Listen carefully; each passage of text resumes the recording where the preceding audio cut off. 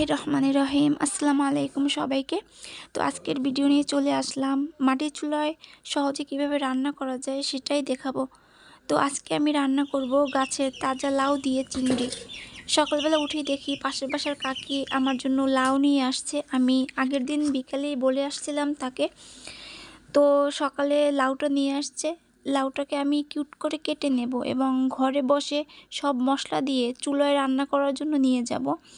অল্প পরিমাণ তেল, পেঁয়াজ বাটা, রসুন বাটা ও জিরে বাটা এবং লবণ, হলুদ, মরিচের গুঁড়ো দিয়ে আমি রান্নার জন্য নিয়ে যাব এবং আরও দেব চিংড়িগুলো। আমি চিংড়িগুলো আগেই কেটে রেখেছিলাম। তো আমি চুলায় কড়াইটাকে আমি বসিয়ে দিলাম। আরও দিয়ে দিলাম হলুদ ও মরিচের গুঁড়ো এবং চুলার উপরে ছিল আমার গরম পানি দেয়া। আমি সেই গরম পানি দিয়েই মশলাটাকে সুন্দরভাবে কষিয়ে নেব। মশলাটা কষানো হয়ে গেলে ধুয়ে রাখা লাউগুলো আমি দিয়ে কষিয়ে নেব। আসলে আগুনের চুলায় রান্না করলে আপনার তরকারি অল্প মশলা দিয়েই ভালো স্বাদ হবে। আমি কিন্তু খুব কম মশলা দিয়ে রান্না করেছি, বাট খেতে এত মজা হয়েছে তা বলার মতো না। তো আমি কষিয়ে নিলাম আর ঢেকে ঢেকে একটু কষিয়ে নিচ্ছি। তো একটু খেয়াল রাখতে হবে চুলার জাল যেহেতু একটু বেশি জ্বলে, নিচে যাতে না লেগে যায়।